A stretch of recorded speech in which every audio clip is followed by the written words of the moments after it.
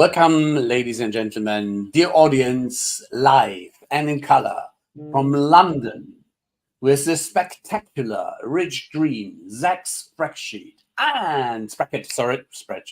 Oh, Zach. Did you call him Zach spreadsheet? Wow. The beer is on me. I just told him that I made that dramatic mistake once, and to get it out of my head is a hard job, Brent, trust me. And the fabulous and unbelievable Brent Leary, live and in color with his base cap.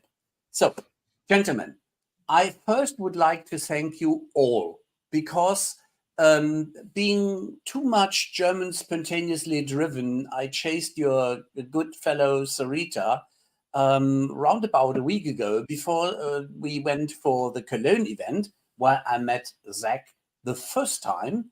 Zach Sprackett, I can tell it, I can do it. The first time in Cologne in Flesh and Blood. And he did a lot of good stuff towards the fabulous audience, such as showing them what's in the surprise box they have prepared. And they will also open up after Austin, after Cologne, tomorrow in London. Now, Rich, Zach, Rich, I will start with you. What is your role in Sugar? What was your previous life? And then I play the ball towards Zach and then towards Brent, if it's okay. Sure. Well, I've been at Sugar for about 7 years now, and I'm currently Chief Technology Officer, working closely with Zach as Chief Product Officer to further our products and technologies. Cool. Yeah, and I'm Zach Sprackett. I'm Chief Product Officer. I've been with the company for about 12 years. I'm currently based in San Francisco, or near San Francisco, California, and although obviously in London, as you were saying. Brent. Yeah, I am currently in London also. And ironically, I think I stayed in the exact same room the last time I was in London, like 7 years ago, because this room looks mighty familiar to me. I didn't know the name of the hotel, but when I got in the room, I was like, I've been here before. But anyway, Brent Leary, CRM Essentials, been an industry observer for, can't believe it, 2 decades at this point. I guess you all can agree, because I got a lot of gray now in the beard. But really seeing Sugar, I think my first Sugar conference was, dare I say, like 14 years ago. So long ago. And I've been to the ones in California. Then they had the one in New York, like at the Waldorf Astoria, which I had never been to before. So that was cool. And then last year we were back in California, and now we're in London. So this is really cool. I'm kind of all over the time zones now. So it's great. Yeah, and that is fantastic. And what is so really touching me, and I mean this honestly, is to meet people after the incidents we have through the pandemia, live in flesh and blood and in reality, and having the opportunity to chit chat and have some at some extent, some beers, some drinks, and a lot of fun. And yeah, that is interesting. Brent, the unknown LinkedIn user, which I cannot retract in the moment due to my I bet that's Sarita. Yeah, could be Sarita. Yeah, I have a clue, but then she could even jump on stage if she preferred to do so, as she has the same link as Marshall and you had. It is interesting if one looks into the history of Sugar, coming from an open source history, coming to a very vivid way. There are some people from not our zero, but from Larry Augustine and Clint Oram, which are the names I know. And still Clint is with us in the team. It is a long way. The Seahawks fan. Yeah, well, Sarita, cool. Going forward on that one. As my fantastic. Yeah. Now I know the hint, the Brent hint. Yeah. Like 12 years. It's a long time, and it's a fabulous time. You have moved from open to a bit more closed source and straighten out a lot of stuff. And now, coming from the sales area, you are now in sales, marketing, service, and a lot more, as you're also helping folks not only in the sales department to utilize AR the smart way. What might we expect to see a bit in the next day? Oh yeah. I'll do my best to share some of it here. I've got some weird echo. I'm not sure where that's all coming good from, now. But we've got some really exciting stuff that we're going to be showing people. Number one of the first things we want to show is all of the great changes that have sort of happened over the past year. We've done a bunch of work to really bring the platform together and make sure that the experience is common between marketing, sales, and service. And while we were doing that, we were looking at all of the individual jobs that people were doing and kind of optimizing the experience for them. Allowing them to get things done with less clicks, pulling information together on a screen in a way that it makes sense for them based on the job they're trying to do, right? Like we've been talking, I think, in a number of different events about this idea of breaking out of the traditional rows and columns of CRM and making things a lot more actionable and user focused. So you're going to see a lot of that evolution and a lot of the great work that the team has done to make the platform look and feel holistically similar and thinking through use cases from end to end. And then we're going to spend some time talking about where we're going. I think people are going to be really surprised by some of the amazing things that we've got happening on the user experience front. We're going to demo some interesting AI capabilities as well that we're really proud of, and it'll be a great opportunity for customers to ask some questions and see things up close and personal. I muted myself to test if I was the initiator of that echo, and I welcome my co-host Marshall. Hello. Well, it wouldn't be CRMKonvos if we didn't have some audio problems once in a while. Yeah, either it's echoes or bandwidth or something like that. We manage anyhow. And our friend Tom is still on the road. Hopefully safely landed in Heathrow now and makes his way to the evening traffic. So he will not be part of the show as time runs by. Okay, now we had that little sneak in preview. Rich, being CTO is one time a fantastic opportunity.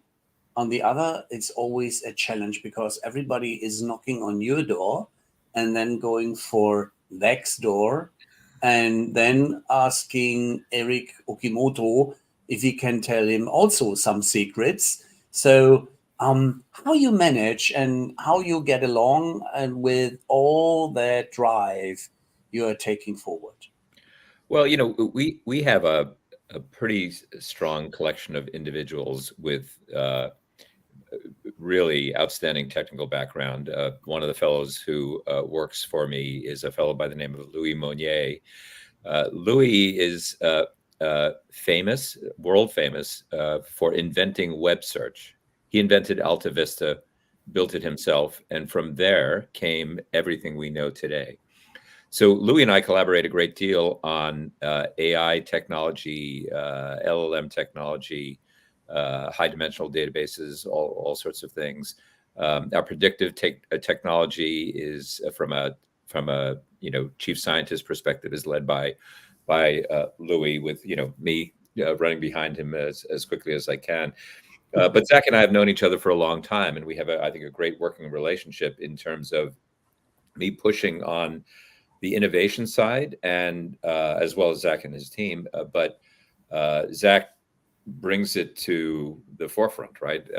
Some of the things that we're seeing in the UI may have been started pre-Zach, but he's figured out how to work with our UX team to masterfully build an entirely new and compelling and sort of viscerally compelling experience with Sugar. And it shouldn't get short shrift, right? Sales, marketing, and service professionals are not technologists, right? They are experts in their own field.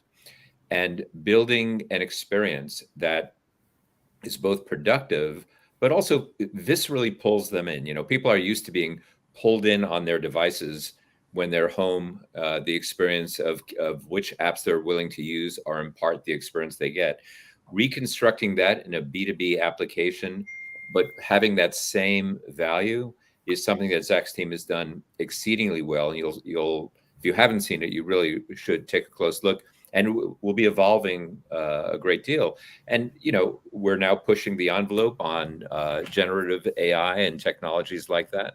And it's great working together with Zach and his team to further these things as we sort of do the fundamental innovation and turn them over. Sounds pretty exciting to me. Can you give us a little preview? Well, Zach is in charge of previews. I have to be very careful because I'll say anything. But Zach is a much more controlled human. So let's ask the Canadian to do it. I feel like I didn't give you enough of a preview earlier when Ralph asked that question. So I'll go a little bit deeper. So we've got some incredible generative AI use cases that we're going to show off tomorrow, specifically, across the entire platform. So some really cool ways that we've been able to apply the technology, and we're also going to be talking a little bit about some of the challenges that companies have with adopting the technology and the thought that we've put into making that consumable and giving them the controls and tools they need in order to do that successfully. And the same design patterns or design thing that went into the UI goes into our GAI or technology, in that, we don't expect people to become AI experts or GAI experts. No. We want them to be CRM experts. And what you may see with other companies, but you won't see with ours, is you won't see people typing in prompts, right? All of this happens behind the scene. It's all automagic.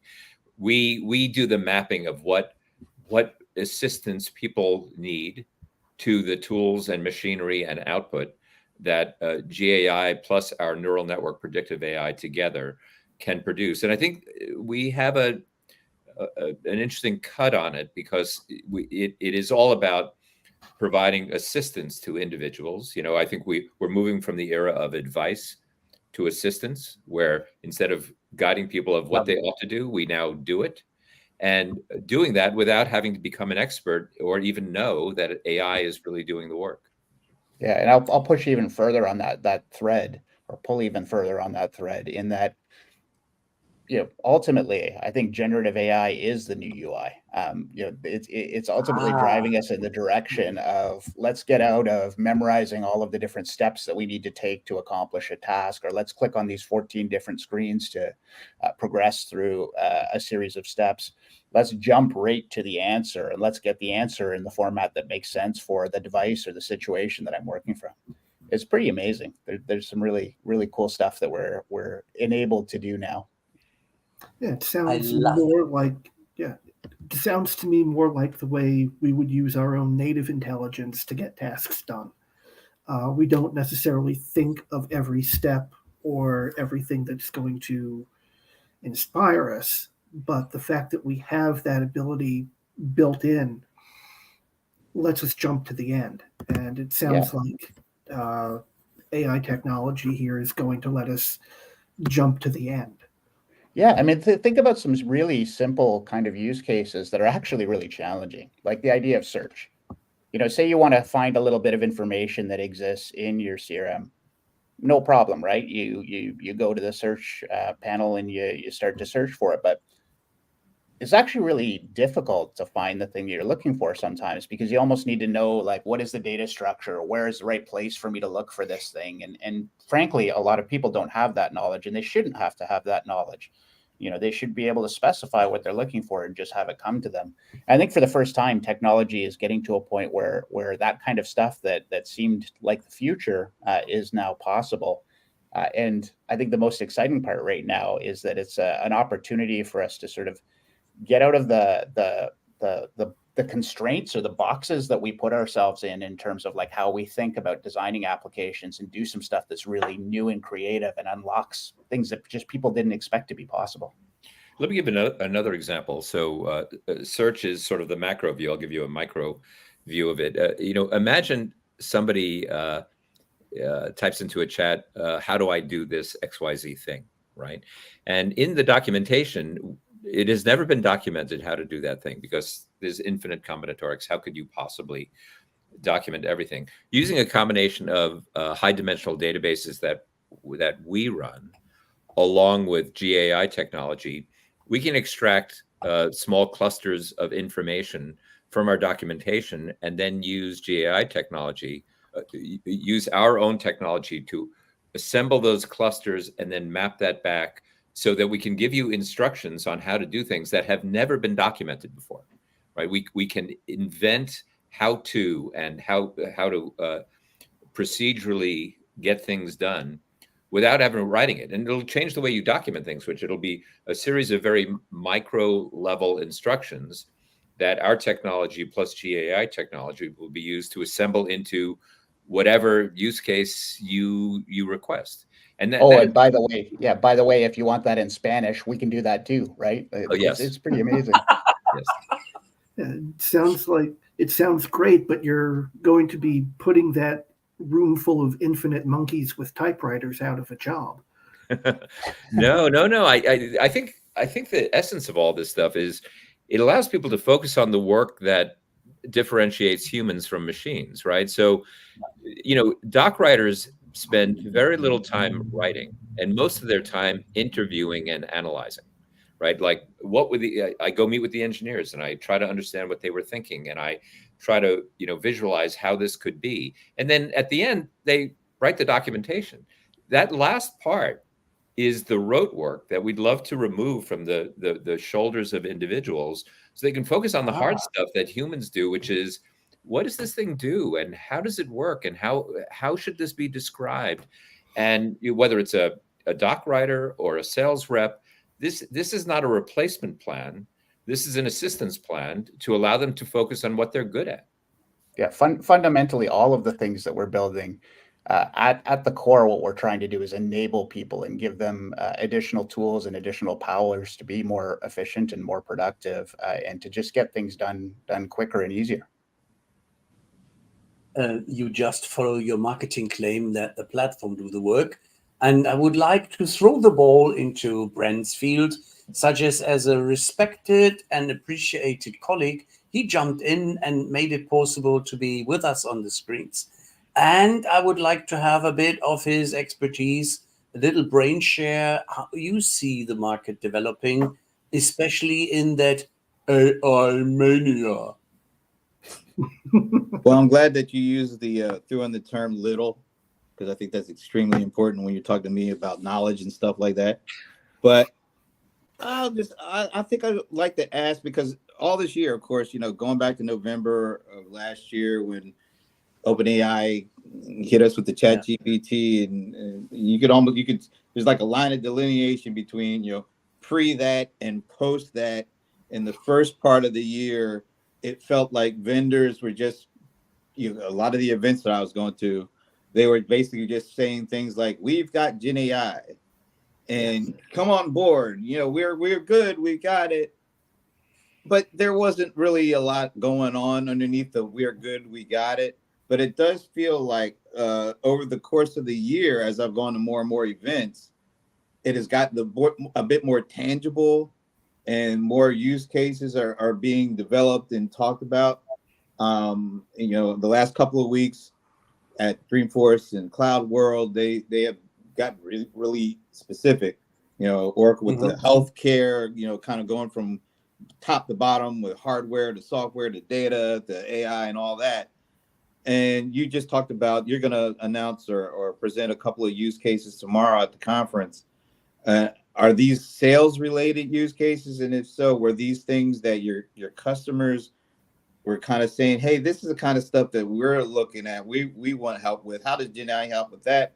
Or did you kind of say, let's lead, we're thinking this is going to be important to them, so we'll lead here, and then eventually they'll start bringing us what they need later? Yeah. So first part of the question, it's not limited to just sales use case. I mean, we're a platform company, so it was really, really important to us that the stuff that we showed was available across the platform, from marketing, sales to service. Mm-hmm. And I would say that it's a combination of things. Rich kicked off a lot of this effort for us internally. We actually started this process off with a sprint week exercise where we were trying to get the engineering team and the product management team to be familiar with the technology and become facile with it and just understand the art of the possible. And so a lot of the initial use cases that we started with came directly from the creativity of the team as they were playing with the technology and looking at the different ways that they could apply it. Now, of course, as we were doing that, it gave us an opportunity to have some conversations with customers and both gather their feedback on the kinds of things that we were building, but also get some insight on how are they looking to apply the technology? What are the things that they're interested in? So I would say that at this point, it's a mix of those two things that we're going to be demonstrating tomorrow, and certainly going forward. The customer voice and the customer needs need to be the first thing that we're thinking about every single day in terms of how we're building this out and what capabilities we're enabling. Hey, it's just us. You can tell us what you're going to talk about tomorrow. Nobody else. Go ahead. As you have given some information to some folks in Austin, some folks in Cologne, it is not specifically completely brand new, but it is, to put it in that area, it is specifically wandering around Europe. And what is so interesting is to see how you catch up with your local folks and that they feel as home as well as world citizens and worldwide users.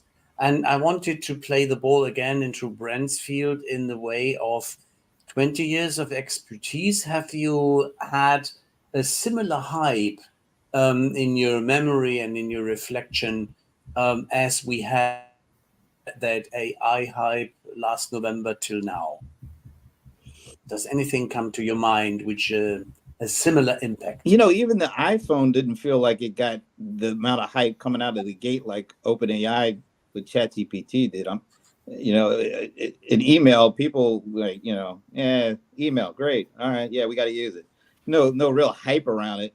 But this stuff is, this has been different. At least it's felt different to me. And I'm going to ping pong it back to everybody. But maybe we'll start with Rich and Zach.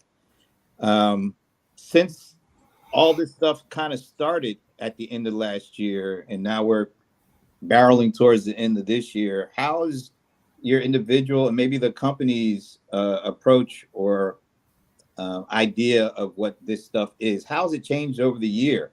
Because it felt like most of the vendors I talked to towards the beginning, like January this year, it felt like they were on their heels with this and they're playing catch up. But as the year has gone on, it definitely feels like they've found their footing. Has that kind of been the case with you guys? I think we raised the bar on some of them a little bit. Again, with Louis Meunier and I working together, but Louis is the intellectual horsepower here. We began working on this last October, November. So it was well before there was hype.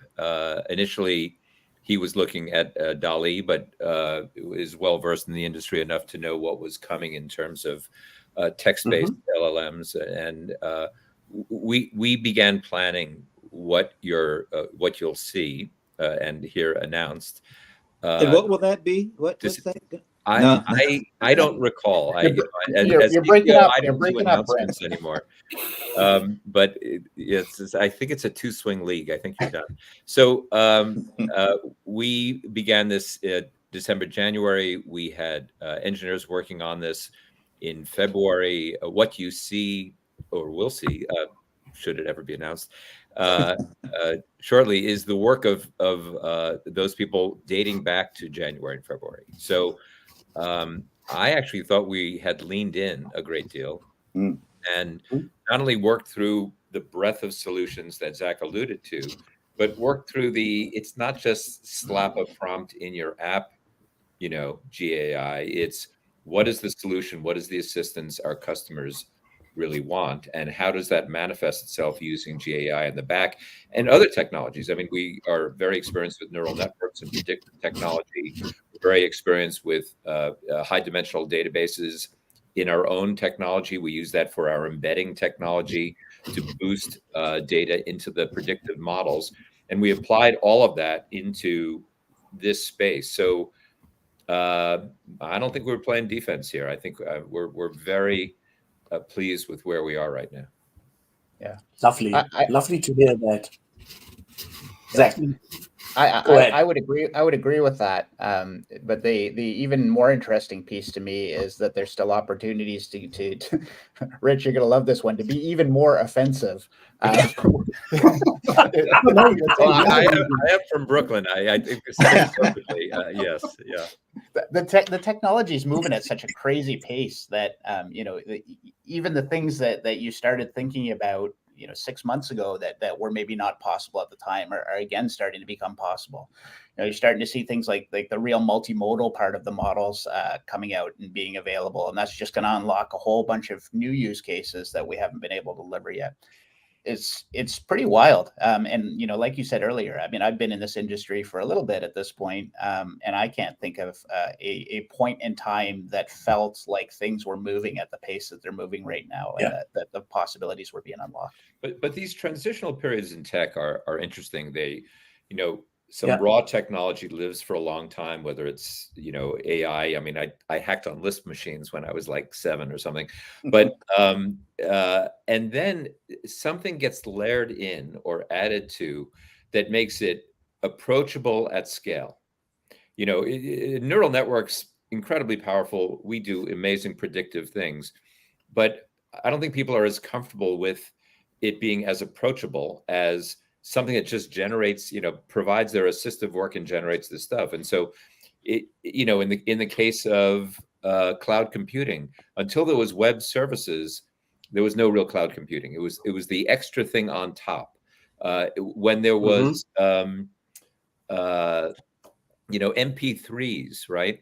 What was the magic? It was digital rights management and the iPod, right? There was MP3s well before that, but it didn't explode until it was at scale and approachable, right? And what we're seeing here is that again, this magic ingredient, not GPT. What has captured the world is ChatGPT, even though what we're doing behind the scenes is API level technology. But what's captured the world is the ChatGPT interface has just exploded because it can pull so many people in. And that's what happens in tech. It's so exciting. And it is fascinating that you mentioned MP4 or MP3, sorry, as it was a German engineered invention, and we completely goofed it to make money out of it. One of these things which we are fantastic at, we as German engineers. We do something in perfection and we then forget to make money out of it. Vice versa, there are some people on this planet which do how to sell crap for fortunes. Let's go be serious on that.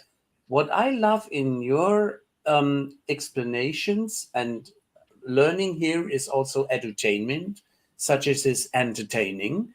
And that we get the clear message, our vision and our mission is to make beneficial stuff, to make useful stuff, to make still affordable stuff. And that is so important from my perspective. And now I would like to be curious. Why is the Analyst Summit in London and not elsewhere? Is the European market giving you a little extra kick, or did you just want to see London again to help brands to recall and have an encounter with the same room? Well, Sugar is a global company, right? We're in countries around the planet, and as Brent noticed, we've had these conferences in the U.S. frequently, and we feel like we should, reach out to people on their home turf because we have so many customers in Europe as well as Asia Pac, and it just made sense to move the gig to yet another place where we see a lot of great customers and a lot of great partners. Highly appreciated, because Austin, United States, or somewhere there was a bit far away. Yeah. And now some of the European analysts could get into the gig, to call so, for value for money, and that they are around the corner and do not have to travel 12 hours. And they can share with you, if they are honest, on the Analyst Summit after the user conference, what they observe and what they see as pain points. Because it was one of the takeaways I have in these conferences where users and customers are involved, that they take themselves the time not only to visit the event, but also when they have the opportunity to get the one-on-ones with the techie people or the people which have stars and stripes, to talk honest what they would like to see, and to tease them a bit, such as, hey, open up, don't be stiff, don't be in a case of that you need 5 beers to get warming up. Yeah, I'm happy to give them 5 beers, but it is like Sugar for me is a company I can touch, the people I can touch, and the people are warm and friendly. And that is something what I experienced before COVID with other organizations, where I missed that very personal, emotional feeling. Rich and I had a brief conversation about that earlier today. In fact, the value I wasn't aware. the value of that personal meeting. It's been said before, I can't take credit for it, but a lot of the value that you get out of conferences isn't from the sessions, it's from the conversations you have in the hallway, in between the sessions. And as good as Sugar has been with keeping us updated through remote meetings and things like that, I am really looking forward to hearing what the buzz is like here tomorrow. Well, I think that's our favorite part of the conference too, right? Is the fact that we get to sit down and actually have conversations with customers face to face.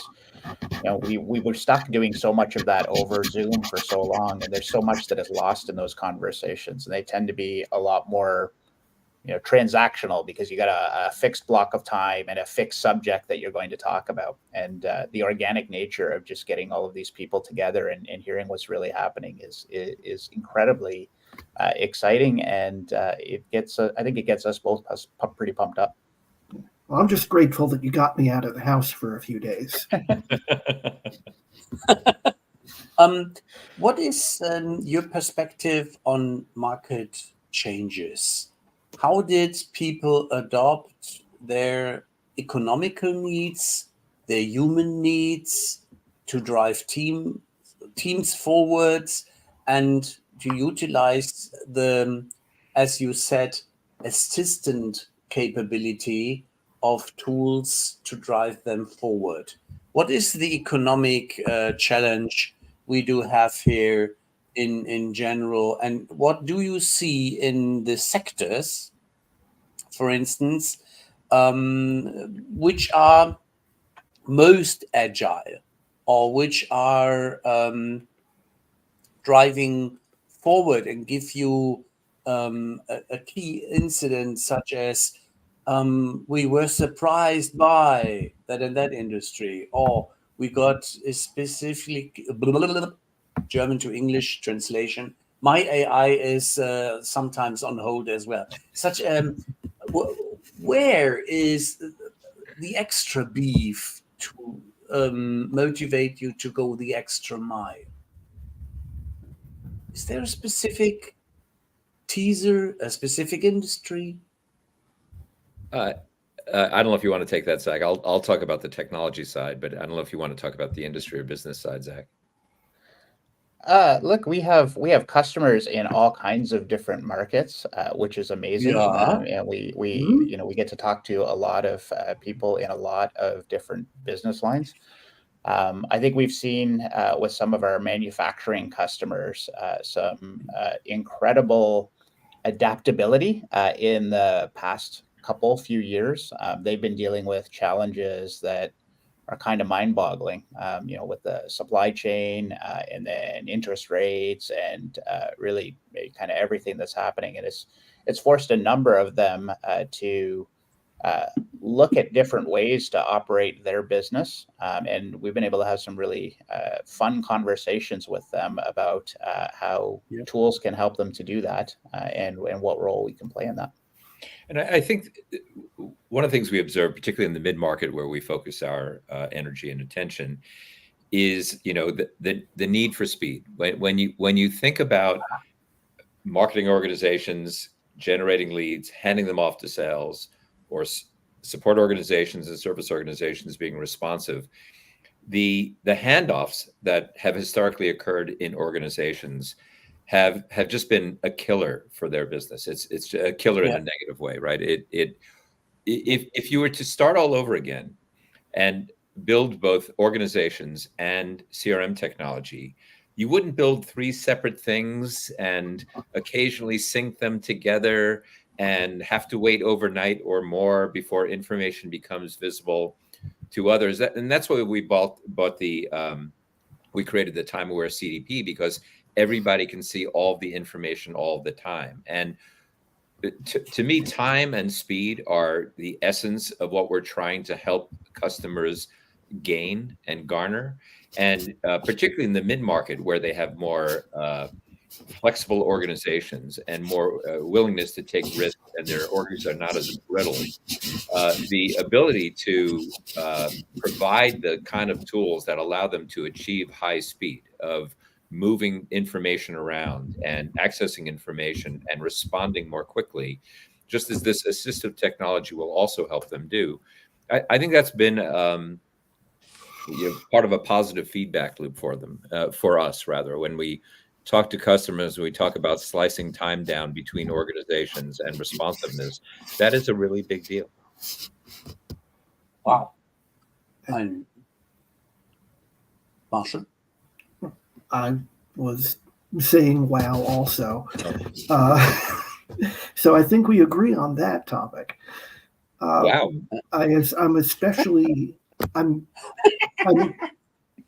I'm glad that Brent mentioned the iPhone earlier, and you're talking about now how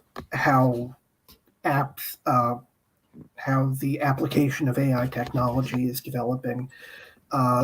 The iPhone would have been different if it was built for a particular use case. When it came out, it was very much a neat, clearly game-changing thing, but all of the interesting use cases for business and personal life came after the introduction of the phone itself. It's interesting to see how AI was unleashed upon the general public not all that long ago, and how businesses have really stepped up and found ways to turn it into something of value. Well, again, just like ChatGPT is the killer app for AI right now. I think the killer app, the iPhone was brilliant from the moment. It was eye candy and it was spectacular. But the killer app for the iPhone that Steve resisted was the App Store, right? Because the App Store allowed it to be human morphable, tailored to their particular use. I gave a talk at SugarCon years ago that 15 minutes after leaving, buying your iPhone, no two iPhones are alike, right? They're like snowflakes because of how people can adopt other applications and use them differently. It was the killer app, and we're seeing ChatGPT as the killer app for AI right now. Sorry, Zach. You are the guest. No, I was just going to say, I think that parallels a lot of Sugar's history, which is really interesting, right? If you sit down and you talk to any of our customers tomorrow at the customer event, I would be willing to bet money that if you ask them what they love about the company, they would discuss flexibility and how our tools are able to adapt to their business and support their business processes and not force them in a way that is counter to what they're trying to accomplish just because that's the way the tool works. And so that concept of App Store and flexibility and allowing people to get the job done in the ways that they want to get the job done inside of the tool, we're also layering that into all of the things that we are building right now as well, because we believe that's a fundamental strength of our company. Even that your store is called Outfitters, and it still has some magic, especially, and is beefing up through what you have in the pipeline in strategic new partnerships, such as I wanted to mention Sales Eye, which is a topic for us since some months already. Mobile Force, we have met as Ambit in Cologne, Mobile Force and Ambit, both in a bit separative approaches, but with CPQ, field service management, and some other cool stuff, which is adding value to the core products from your end and enriches the platform, to play a bit with Rich's name, and gives the extra kick, such as some more sweetness in the ability to deliver. I see here especially the opportunity. I wanted a bit to jump in that you build trust, you keep trust, and how will you, this in the technology area, our friend from San Francisco with the 4 letters and with a blue cloud in the background has stepped forward with a trust architecture framework, which I found useful. How will you drive something similar? Because I already have my German nasty law enforcement hat on, even that it's not visible. It's not the GDPR hat, it is the European Community AI Act under construction. What do we gonna do with that? Technology, hello. So Zach, do you want to speak to, what we have constructed and envision, or is this a little getting ahead of our announcement skis here? No, I mean, I think we can talk a little bit about it. So, as part of talking with customers and trying to figure out, what the different challenges are, we realized pretty early that there's a lot of places where we need to build sort of control points into our architecture in order to deliver the experience that we want to for our customers. So we have basically a trusted data-enriched artificial intelligence layer, which we started to build years ago when we went down the path of predicted AI, and then we enhanced that when we offered the NLP capabilities and sentiment analysis that we have inside of the application. But generative AI is a little bit of a different beast, and there's additional concerns there that we wanted to take care of. There's the need to be able to pull in data from different data sources and really sort of ground the large language model and ensure that it's delivering something that is contextually accurate and that has all of the context and information that is useful. There's the need to be able to identify and mask, personal information or company proprietary information before it gets into the model generation as well. So a layer 4 sort of handling that. And then on the other side of it, you also need tools to be able to detect whether the LLM is generating content that is hurtful or harmful or incorrect. So a detection layer that can sort of look at the context that are coming out of the model and make a judgment on whether that's something that we want to be able to serve back up to the user. And then finally, audit, right?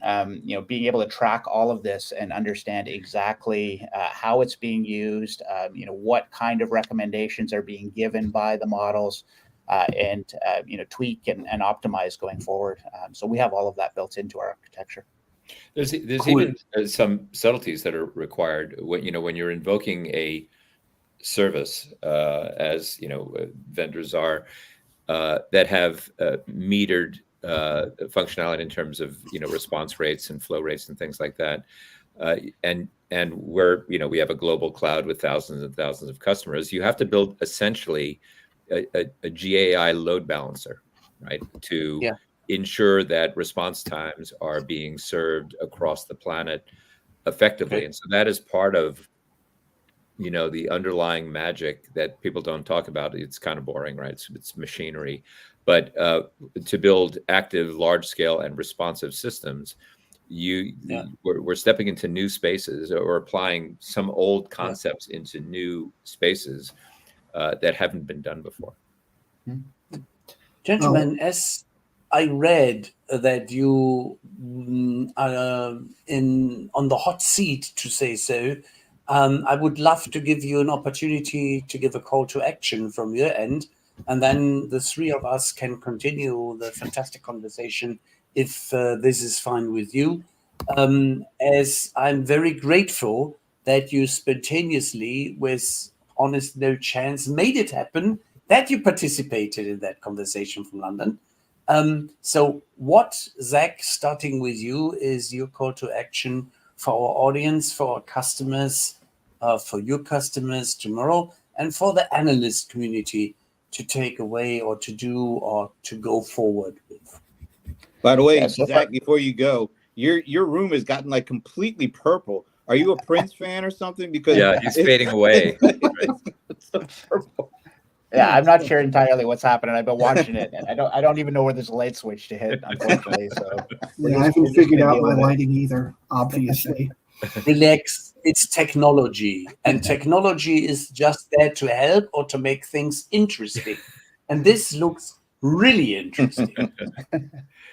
In terms of call to action, I think there's a couple of things. So to existing Sugar customers, I would encourage them to get signed up for our pilot for our GAI capabilities that we're going to be unveiling this week. Definitely want to interact with as many of them as possible and understand more about their use cases. And the other thing that I would really like to highlight is Sugar Club. So we've got this absolutely amazing resource for our customers, our Sugar community that has been growing at a clip over the past few years. And we just crossed the 10,000 member mark in Sugar Club. And some of the content that users are generating and the conversations that they're having there is incredible and kind of an inspiration to us. So I would also recommend people to check out Sugar Club because there's just some amazing content there that can really, really, help people with all kinds of different CRM-related problems. Fantastic. Rich. So I'll reflect on something that Ralph cited earlier. It's not, it wasn't a pejorative statement, but I want to bring it back to the fore, which was many people, perhaps in your audience, still think of Sugar as that open source company, right? With that SFA open source company. And my call to action is take another look, right? if you look at the user experience, if you use our AI capabilities, if you use our end-to-end, let the platform do the work from marketing and sales and integration with Outlook and Gmail and customer service, a really powerful and compelling user experience. It is, it is nothing like many people still have stored away in their head. And my call to action is do a mental reset. Imagine there was not this thing. Go look at what we have, listen to the talks, go on the website, examine it, and take a fresh look, because whenever I hear it's that SFA open source thing, I'm like, my head, I just want to explode. And I know that it's still circulating in the CRM universe. So my call to action is stop, reset, look again. Fresh look for Sugar, sweeten up your thoughts, and come to the point that there is, over the ages, over the years, over the tens of years, a lot of development in useful stuff. And I just don't want to get the taste that I have anything against open source. But I would say what you have developed out of that roots and moved over, and we had several discussions with other folks from your organization where, for instance, Clint explained why the one side on openness can be the caveat on the other side, that you cannot drive things forward in a clear way. And this advantage people should see and experience by themselves. And that is fantastic opportunity for the conference. And again, I'm very grateful that you've shared some time with us. And now you are permitted to run off if you like to do so. And we love to see you tomorrow and the day after tomorrow, live and in living color. Yeah. And with light for Zach, because we almost can't see you right now. No blame. Trust me, that will be the running gag for the next 10 shows, that we have colorful people in Sugar. Yeah? Look, I don't know if I look better as the lights get dimmer or they get brighter. So thank you guys. This has been a lot of fun. Face for radio. So don't worry I know the feeling. I know it personally. Well, thank you very much, guys. Really, really appreciate it. It's been a pleasure. Now we're going to talk about you behind your back. Yeah. All right. Take care. Thanks. Yep. Okay. Brent, again, thanks that you took the opportunity. And now that you had been a bit in living color aspects, and we are still with some light around us and not so color, but as Sarita observed, it looks like Marshall is on the same side of the building where the sky is also helping him.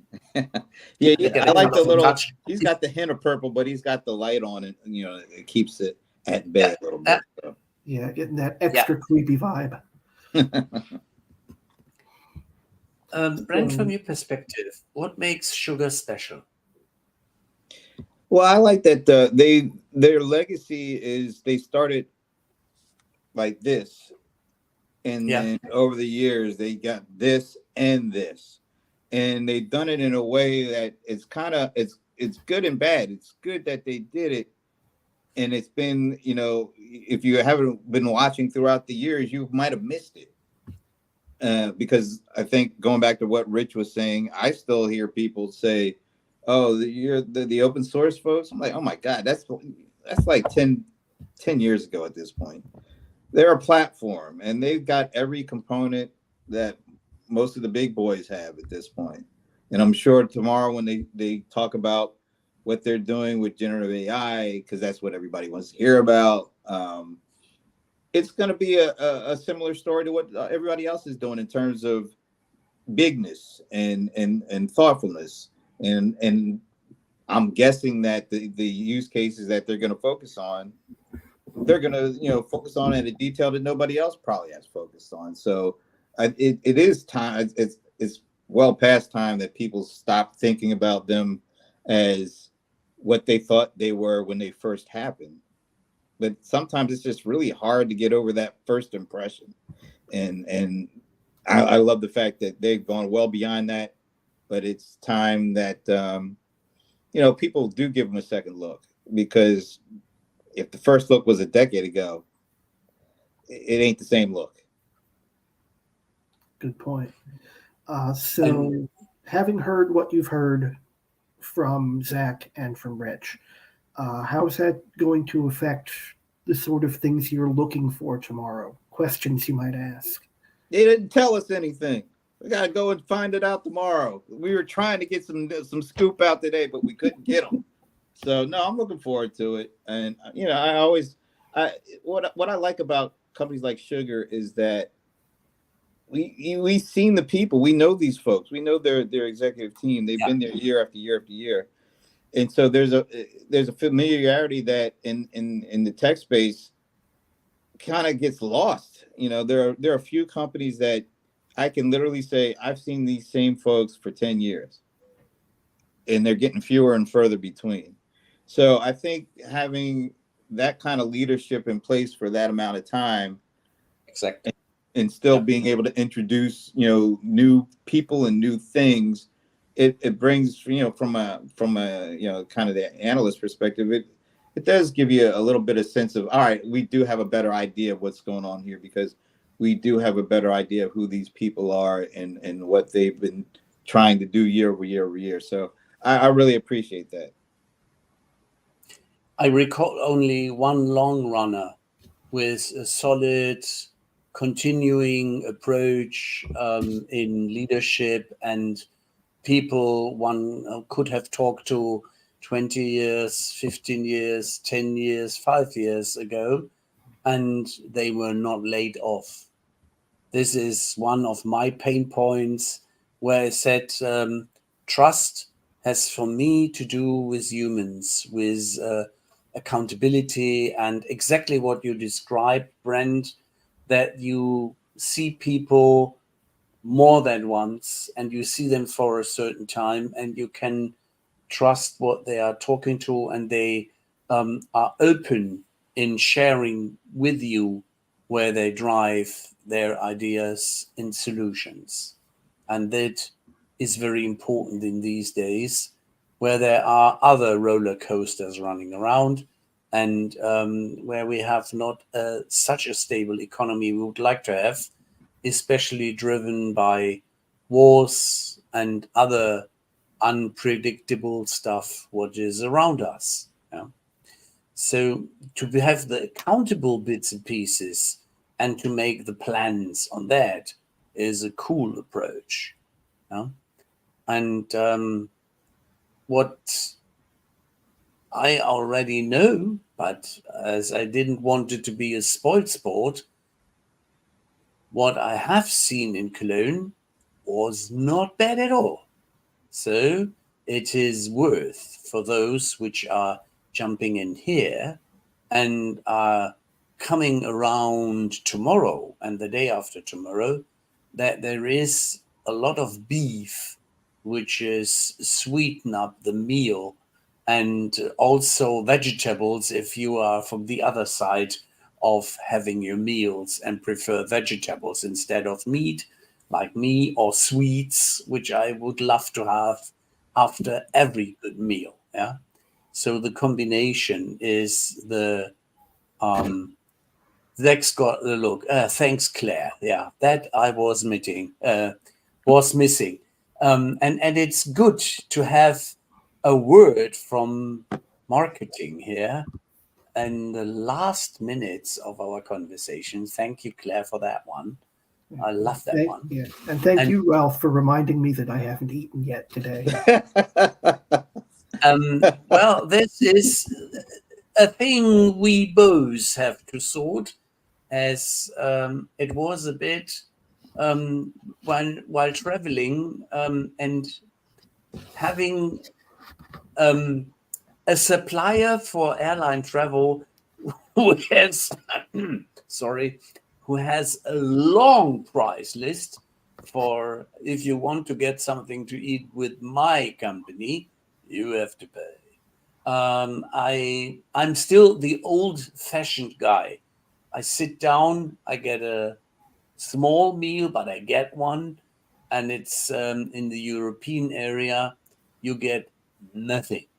You get a bottle of water, non-sparkling, and I said, "Oh, cool, lovely vodka." So, and the purser said, "Hey, I get you some ice, fan. Trust me, you will love it." Well, so far for joking, and some chocolate, and I could even take 2 pieces. I was allowed to. Chocolate, dear passenger, we have a lot of. Take as much as you like. No, I took 2, and I was not greedy. But that is an aspect such as we can enjoy a meal and drinks. Yeah. Is that the famous drum roll you wanted to give me? I think that was my fault. I get fidgety and I bang on my computer. I'm a bad host. No. That is perfect. That was the drum roll approaching for dinner and drinks. Yeah. So, Brent, now you had a little sneak in on what we had on our minds, and I'm very curious. What will you approach in the conversation you are going to have? With whom will you have your 30 minutes? I have no idea yet.